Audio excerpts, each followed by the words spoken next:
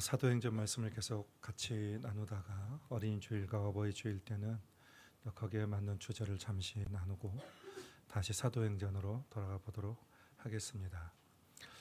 지난번에는 바울과 바나바가 제1차 전도 여행을 마무리하고 다시 이제 수리아 안디옥으로 돌아온 내용을 같이 나누었어요. 여러분 지도가 생각이 나십니까? 그때 같이 봤던 지도가 생각이 나십니까? 여러분과 제가 성경을 보는 입장이 각각 다를 수도 있습니다. 저는 성경을 연구해서 여러분에게 또 알려줘야 되는 입장도 있고, 또 여러분은 성경에 대해서 아는 것보다도 오늘 하루 또 은혜 받는 것에 더 집중이 되어 있을 수도 있습니다만, 성경에 대한 배경을 아는 것이 굉장히 중요합니다. 성경에 대한 배경을 또 알아야 더 풍성한 은혜를 받을 수가 있어요. 누릴 수가 있습니다. 그러니까 성경 지식을 아는 것도 중요하지만 성경에 관한 지식도 아는 것이 그것이 우리의 믿음을 또 바르게 세우는데 또 중요한 역할을 하게 됩니다. 오늘 함께 읽은 사도행전 15장 말씀은 복음이 무엇인가에 관해서 또 회의 중에 중요한 결정을 내리는 그런 내용을 기록해 주고 있습니다. 예수님의 제자들과 또 장로들이 모여서 이제 회의를 시작하는 거예요. 복음이란 무엇인가라는 것에 대해서 정의를 내리는 것입니다. 이것을 시작으로 이제 공식적인 공의회가 교회 회의가 이제 진행이 되게 되는 거죠. 그래서 우리는 이것을 예루살렘 제1차 공의회, 제1차 예루살렘 공의회라고도 그렇게 부르기도 합니다. 처음으로 열리는 공적인 교회의 회의라고 할 수가 있습니다. 그래서 앞으로 전개될 교회의 방향에 대해서 결정하는 거예요. 교회가 유대인만을 위한 공동체로 남을 것인가, 아니면은 이방인을 포용하고 전 세계를까지 확대돼 나갈 것인가라는 것입니다. 오늘 본문을 통해서 그 내용을 확인해 보도록 하겠습니다. 바울과 바나바가 1차 선교행을 마치고 안디옥 교회로 돌아왔습니다. 그들은 이제 선교하고 왔으면 보고를 하잖아요. 우리 선교사님들이 보고하는 것처럼 그들도 보고를 합니다. 하나님께서 그들을 통해서 이루신 놀라운 일들과 또 많은 이방인들이, 이전에는 하나님을 몰랐던 수많은 이방인들이 믿음 안으로 들어온 것에 대해서 이들이 간증을 했습니다. 그리고 돌아와서 수리아 안디옥에서 오랫동안 약 한 1년여 정도를 우리가 생각을 하는데 제자들과 함께 머물게 되고 이제 다음에 또 2차 선교행을 떠나게 되는데, 오늘 내용은 이제 그 중에 머문 중에 있었던 내용이에요. 처음에는 유대인에게만 전파되었던 복음이 바울과 바나바와 같은 사람을 통해서 이방인으로 크게 확대되면서 수많은 이방인들이 하나님 앞으로 돌아오게 되었습니다. 우리가 지난 1차 선교여행 때 그 사실을 확인을 했습니다. 이 일들은 수리아 안디옥 교회도 마찬가지죠. 수리아 안디옥 교회는 더 많이 성장을 해서 예루살렘 교회 버금가는 그런 교회가 되었습니다. 그렇기 때문에 많은 이방인들이 있었으므로 유대인들과는 조금 다른 전통, 또 문화, 그리고 인종이 섞여 있었습니다. 그럼에도 자기들은 유대인 그리스도가 함께 동일한 믿음을 가지고 있고 하나님의 자녀라고 그렇게 생각을 했습니다. 본문 1절은 이런 상황에서 어떤 사람들이 유대로부터 수리아 안디옥 교회로 와서 그들을 가르쳤다라고 했습니다. 그러니까 그들은 마치 선생처럼, 자기들이 선생처럼 이방인들이 섞여 있는 그 교회에 가르치게 된 것입니다. 그들의 가르침은 모세의 법대로 할례를 받지 못하면 구원에 이를 수 없다라는 주장이었습니다.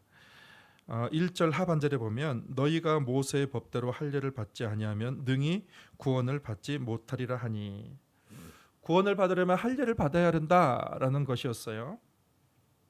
여러분, 이 할례는 구약 시대까지 거슬러 올라가서 아브라함 시대에 하나님께서 명령하신 법입니다.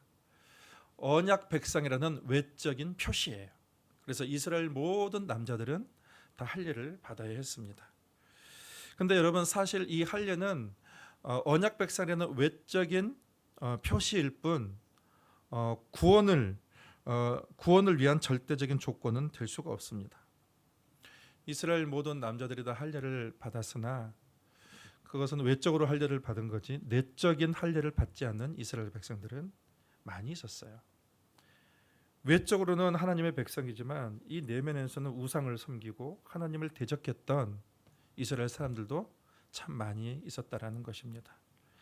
하나님이 그들에게 외적인 할례를 행하라는 그 이유가 있습니다. 그것은 너희가 할례 행한 것을 볼 때마다 너희는 하나님의 언약 백성이고 은혜 받은 백성인 것을 기억하고 그 언약 백성답게 살라는 그 하나님의 뜻이 거기에 있었던 것입니다. 외적인 할례가 구원을 보장해 주는 것은 아니에요. 할례를 받았다면 이제는 그 내면에도 나는 언약 백성이라는 그 할례를 받아야 되는 것이죠. 그렇지 않는다면 얼마든지 그 언약 백성에서 제외될 수가 있었던 것이죠. 이스라엘 안에는 할례 받지 않은 사람들도 많이 있었습니다. 여성들도 있었고 심지어 이제 나하만 장군 같은 경우도 할례를 받지 않았는데 또 하나님의 은혜를 입기도 했습니다. 할례는 내면의 믿음을 외적으로 표현한 표징일 뿐입니다. 구원을 위해서 절대적으로 그것이 구원을 위한 조건은 아니다라는 것입니다. 유대인의 이 가르침 때문에 평안히 부흥했던 그 안디옥 교회에 큰 다툼과 변론이 일어나게 되었습니다. 이미 그리스도인이 된 이방인들 모두 할례를 받아야 돼야 그들이 구원을 받을 수 있는 것인가? 논쟁 속에서 그들이 휘말리게 되었습니다. 바울과 바나바는 그들의 주장에 동의할 수가 없었습니다. 근데 우리가 유대인들을 좀 이해할 필요가 있는 것은 유대인들은 유구한 역사 속에서 그것을 중시해왔기 때문이죠. 모세율법 할례를 중시해왔고 그것을 그들이 무시한다면 그것에 대한 두려움이 그들에게는 있었던 것입니다. 그래서 서로의 생각과 주장이 엇갈리는 거예요. 합의가 되지 않습니다. 그래서 이 문제 해결을 위해서 예루살렘까지 사람들을 보낸 거죠. 본부 교회로 바울과 바나바를 보내게 된 것입니다. 초대교회 때는 예수님의 죽음과 부활과 교회의 탄생으로 인해서 구약시대의 언약이 실현이 되었습니다만 언약은 실현되었는데 복음에 대한 신학과 교리는 아직 정립되어져 가는 과도기에 있었습니다. 그래서 아직 완전한 신학과 교리가 정립이 안 돼 있어서 많은 거짓 교사들과 이단 사상들이 많이 나와서 교회를 혼란스럽게 만드는 경우도 있었습니다. 당시에는 율법과 관련된 두 가지 잘못된 주장이 있었어요. 하나는 유대인들의 그 주장처럼 모든 율법을 다 지켜야 한다라고 그렇게 주장하는 사람들이 있고 또 어떤 사람은 예수 믿으면 됐고 모든 율법은 폐지돼야 된다. 그래서 아무렇게나 살아도 된다라고 그렇게 주장하는 사람들이 있었습니다. 그런데 우리가 전통적으로는 제사법이나 어떤 의식법들은 이제 예수님께서 완성이 되셨고 도덕법이나 사회법은 여전히 유효하다라는 것이 전통적인 그런 가르침입니다. 또 하나는 율법의 기독론의 그 그리스도론에 대한 그런 논란이 있었어요. 예수는 반은 신이고 반은 인간이다라고 얘기하는 사람이 있었고 또 어떤 사람은 예수님은 신이 아니라 철저히 인간일 뿐이다라고 주장하는 사람이 있었고 예수님은 신인데 인간인 것처럼 나타나는 가상으로 나타나 보였을 뿐이다라고 그렇게 주장하는 사람도 있었습니다. 전통적인 우리 기독교의 신학에서는 예수님은 완전한 하나님이고 완전한 인간이다라고 그렇게 우리가 믿고 있습니다. 또 어떤 이는 오늘날 예수님은 사역에 실패를 했기 때문에 내가 성취하러 왔다라는 자기가 예수라고 하는 그런 주장하는 사람들도 있습니다. 지난주에 어떤 교인이 유튜브에서 이런 목사님에 대해서 제가 좀 듣고 있는데 괜찮느냐라고 제게 물었습니다. 그래서 제가 그분에게 그분 위험한 분입니다라고 그렇게 말씀을 드렸습니다. 이분이 전통 교회에 대해서 그렇게 많이 비판을 많이 하고 있는 분이라서 아무리 그럴듯하게 잘 가르쳐도 다른 사람 비판하기 좋아하는 사람은 일단 거르는 것이 좋습니다. 목사인데 복음에 대해서 잘못 가르치거나 예수님에 대해서 잘못 가르치면 거기에 대해서는 신랄하게 비판을 해야 되겠 거예요. 그런데 그것이 어떤 사회적인 문제에 대한 또 정치 문제에 대한 또 개인의 성향에 대한 입장을 몇 마디 가지고 그것을 가지고 마치 그 목사님에 대한 전체의 목회와 그 인생에 대해서 부정하는 것은 저는 그것은 인격의 결함이다라고 저는 생각이 듭니다. 멀리하라고 했습니다. 거짓 교사와 가르침은 과거나 지금에나 교회에 큰 혼란을 가져옵니다. 그래서 많은 교인이 거기에 미혹돼서 그 인생이 망가진 사람들이 많이 있습니다. 요즘 교회에게 큰 해악을 끼치는 것들은 이러한 거짓 믿음뿐만 아니라 세속주의가 복음을 많이 흐려놓는 경우도 많이 있습니다. 이 세속주의는 교회와 세상이 같은 것을 추구하도록 만들어요. 그 대표적인 것이 번영신학입니다.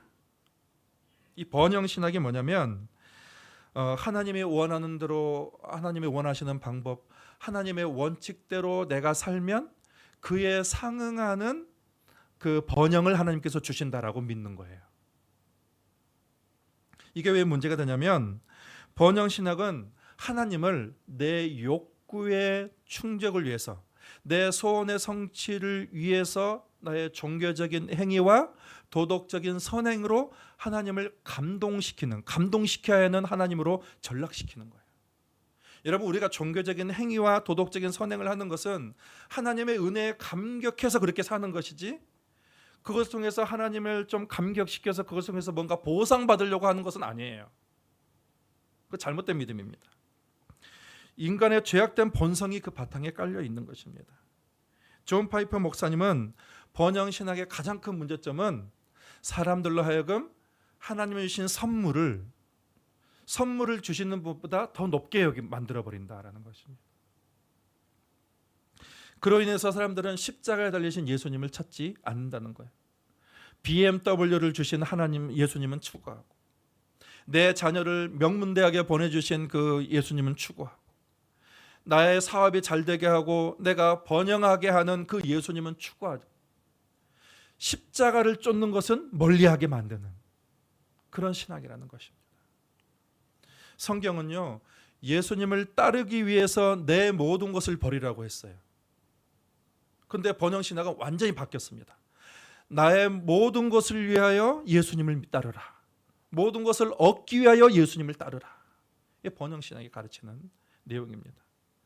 하나님을 사랑하고 섬기는 것이 아니라 나의 욕망을 위해서, 나의 소원 성취를 위해서 하나님을 이용하는 것입니다. 하나님이 무엇을 줘서 감사하거나 무엇을 위해서 감사하는 것이 아니라, 참신앙은 그것이 아니에요. 하나님이 내가 원하는 선물을 주지 않아도 하나님 한 분만으로 나는 만족합니다. 하나님만으로 나는 충만합니다. 그것이 충분합니다는 것. 그것이 우리의 신앙이에요. 사드락과 메삭과 아벳느고가 뭐라고 했죠? 그리 아니하실지라도 나는 하나님을 따르고, 그리 아니하실지라도 나는 하나님을 신뢰합니다. 여러분, 그것이 참된 우리의 신앙입니다. 나를 부인하고 내 십자가를 지고 주님을 따르라고 했어요. 내 기대대로 주님이 해주시지 않아도, 내 원함대로 주님이 해주시지 않아도 나는 주님께서 더 좋은 것을 주실 것을 신뢰합니다. 철저히 주님만을 신뢰합니다. 여러분, 그것이 참 믿음입니다. 거짓된 가르침은 언제든지 교회 안에 침투할 수가 있습니다. 우리는 항상 이러한 거짓된 가르침과 늘 분별해서 싸워야 되는 거예요. 바울과 바나바는 안디옥 교회의 파송을 받아서 예루살렘 교회를 가던 중에 그 중간에 베니게와 사마리아에 있는 교회에 들려가지고 하나님께서 이방인들을 이렇게 구원하셨다, 이방인들에게 복음의 문을 여셨다라고 했더니 그 곳에 있는 사람들이 그 말을 듣고 막 하나님을 찬양하면서 기뻐했습니다. 그런데 이것을 달갑지 않게 여긴 사람들이 있었어요. 그들이 바리새인으로서 그리스도인이 된 그런 사람들이었습니다. 유대인들이었습니다. 이들은 그 좋은 분위기에 찬물을 끼얹었어요. 이방인들에게 할례를 행하고 모세의 율법을 지키는 것이 마땅하다 라면서 이 분위기를 흐려놓았습니다. 이 바울과 바나바는 이 문제를 해결하기 위해서 예루살렘 교회에 방문을 했는데, 이 예루살렘 교회도 역시 동일한 문제로 고민에 빠져 있었습니다. 5절에 보면 바리새파 중에 어떤 믿는 사람들이 일어나 말하되 이방인에게 할 일을 행하고 모세의 율법을 지키라 명하는 것이 마땅하다 하니라.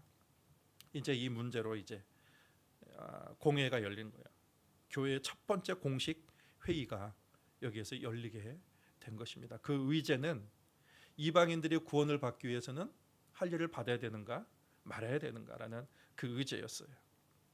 제일 먼저 발언에 나선 사람이 베드로였습니다. 베드로는 사람들에게 얘기했습니다. 형제들아 너희도 알거니와 하나님께서 이방인에게 복음을 전하기 위해서 나를 선택했다. 내가 그들에 가서 이방인에게서 복음을 전할 때에 그들도 동일하게 성령을 받더라라는 것입니다. 할 일을 받지 아니하는 자들이 성령을 받았다는 것은 그들이 구원을 받았다라는 그런 의미죠. 할 일을 받아야만 구원을 받았다면 할 일을 받기 전에 성령이 임하면 안 되잖아요.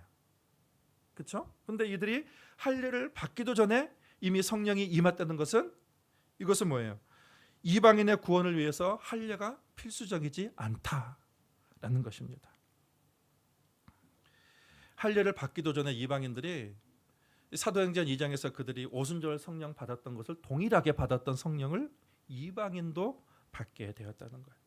하나님은 유대인을 사랑하는 것처럼 이방인도 똑같이 사랑하고 차별하지 않으신다. 믿는 모두에게 성령을 주시는 분이시다라는 것입니다. 그러므로 구원을 받기 위해서 할례를 받아야 된다라는 유대인의 주장은 하나님을 시험하는 것이고 또 자기들도 매지 않은 멍에를 이방인에게 덮어 씌우는 것이라고 이 베드로는 그렇게 말을 했습니다. 우리 8절부터 10절은 같이 읽겠습니다. 또 마음을 아시는 하나님이 우리에게와 같이 그들에게도 성령을 주어 증언하시고 믿음으로 그들의 마음을 깨끗이 하사 그들이나 우리나 차별하지 아니하셨느니라. 그런데 지금 너희가 어찌하여 하나님을 시험하여 우리 조상과 우리도 능히 매지 못하던 멍에를 제자들의 목에 두려 하느냐. 유대인들은 너무 오랫동안 율법과 행위에 대해서 그런 전통 속에 살아왔기 때문에 이 은혜로 받는 구원을 이해하기가 쉽지 않았고 그래서 그들이 이해의 혼선이 발생하게 된 것입니다.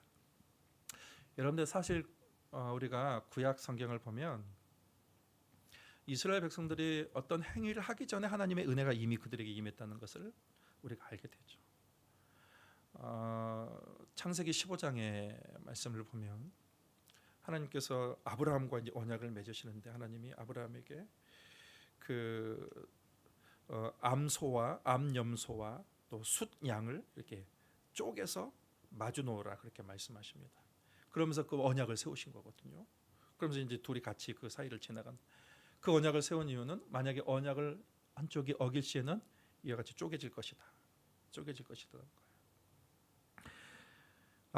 하나님이 아브라함과 그의 후손들이 언약을 어길 것을 몰랐겠습니까? 다 알고 계시죠. 그런데 그것이 하나의 시청각적인 그런 교육이 되는 거예요.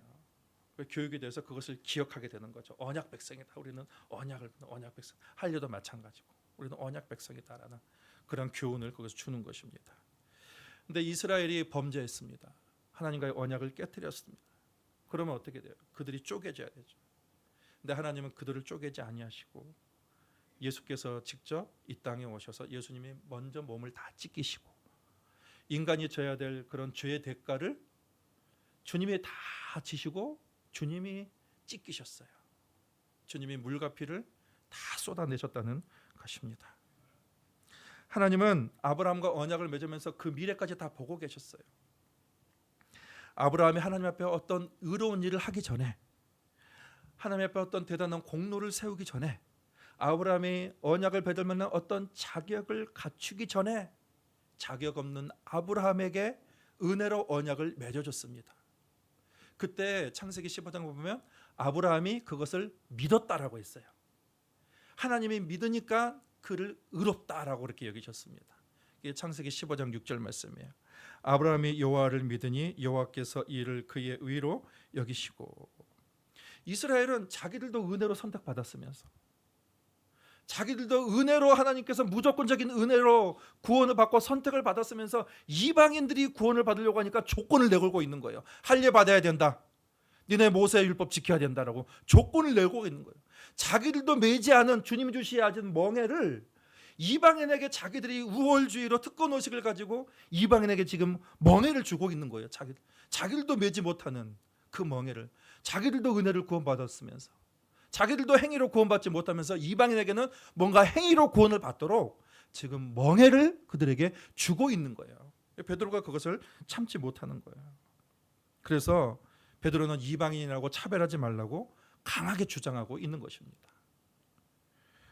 여러분, 우월주의나 배타주의는 은혜를 인식하지 못해서 늘 나오는 인간의 죄입니다. 은혜를 인식하지 못하는 거예요. 유대인이나 이방인이나 똑같아요. 유대인도 자격 없습니다, 여러분. 이방인도 자격 없어요. 구원받을 권리도 없습니다. 우리 로마서 10장 12절 13절은 같이 읽겠습니다. 유대인이나 헬라인이나 차별이 없음이라 한 분이신 주께서 모든 사람의 주가 되사 그를 부르는 모든 사람에게 부요하시도다. 누구든지 주의 이름을 부르는 자는 구원을 받으리라. 여러분, 주님은 한 분뿐입니다. 유대인의 주님 따로, 이방인의 주님 따로 있지 않아요. 한 분이신 그 주님께서 누구든지 주의 이름을 부르는 자를 구원을 얻게 하셨습니다. 사람 안에는 은근히 우월주의가 있고 특권의식을 사람 안에는 가지고 있습니다. 나는 당신과 달라. 우리는 당신들과 달라. 구분합니다. 근데 여러분, 예수를 제대로 믿는 사람은 열린 마음을 가지고 있어요.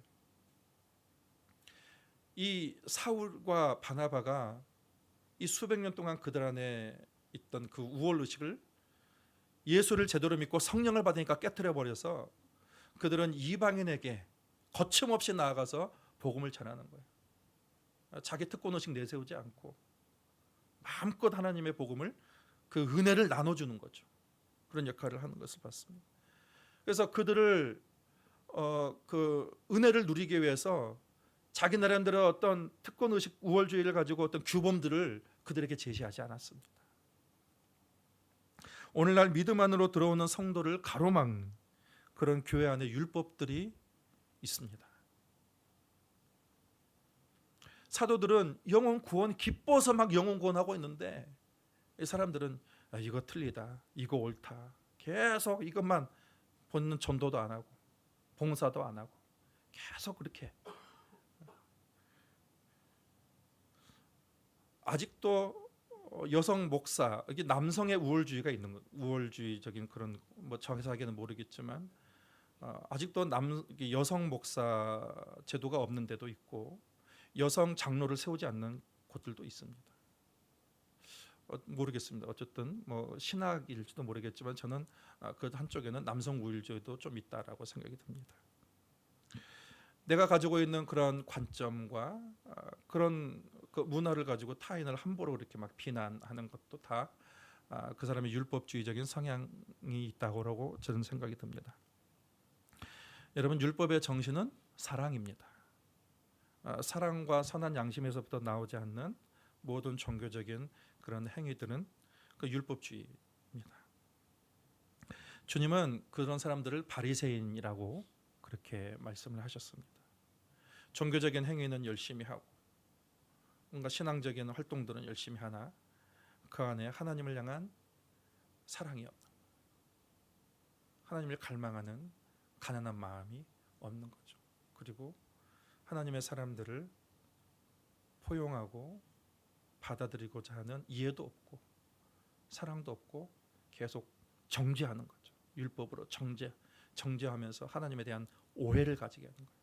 그래서 사람들로 하여금 하나님께 가까이 인도하는 것이 아니라 사람들을 하나님으로부터 더 멀어지게 하는 마귀의 자식으로 만드는 거예요. 그게 율법주의입니다. 성령의 역사는 모든 차별과 특권의식을 깨버립니다.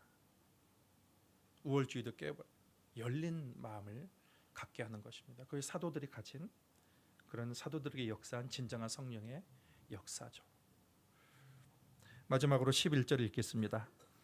그러나 우리는 그들이 우리와 동일하게 주 예수의 은혜로 구원받는 줄을 믿노라 하니라. 여러분, 영원히 구원받는 것은 오직 은혜로 말미암습니다. 누구의 은혜요? 주 예수의 은혜입니다. 다른 은혜가 아니에요. 주 예수의 은혜입니다. 다른 사람 안에 예수의 은혜가 있는데 감히 내가 뭘 하고 그 안에 있는 은혜를 부정하고 그 안에 있는 은혜를 비판할 수 있는가? 감히 주 예수의 은혜로 모든 사람이 동일하게 구원을 받는 거예요. 주님의 은혜가 흐르고 있는 것이죠. 바울은 그것을 부정하는 자를 저주를 받을지어다라고 갈라디아서 말씀해서 아주 엄히 경고를 했습니다. 에베소서 2장 8절 9절 너희는 그 은혜에 의하여 믿음으로 말미암아 구원을 받았으니 이것은 너희에게서 난 것이 아니요 하나님의 선물이라 행위에서 난 것이 아니니 이는 누구든지 자랑하지 못하게 함이라. 여러분, 교회 안에 인본주의가 팽배해요. 오늘날 교회 안에 인본주의가 팽배합니다.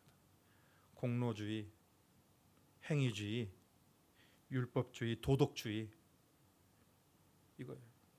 다 사람이 높아지는 거예요. 사람이 높아지는 거예요. 여러분, 우리는 하나님 앞에 자격이 없습니다. 구원받을 자격이 없어요. 우리의 공로나 우리의 도덕적인 노력으로 우리가 구원을 얻는 것이 아니라 오직 예수님의 은혜로 구원받게 되는 것입니다. 그러므로 여러분, 건강한 교회는 사람이 드러나지 않습니다. 건강한 신자는 사람을 자랑하지 않습니다. 하나님의 은혜만 드러나는 것이 참된 교회입니다. 당신도 나도 자격이 없으나 하나님의 은혜가 당신에게 나에게도 흐르기 때문에 우리가 그 은혜로 구원을 받았습니다. 그러면서 그 하나님의 은혜만 높여지는 것에 하나님의 영광이 머물 줄 믿습니다. 그런 교회는 차별도 없습니다. 우월주의도 없습니다. 특권의식도 없습니다. 오직 주의 은혜만 높아지는 것입니다.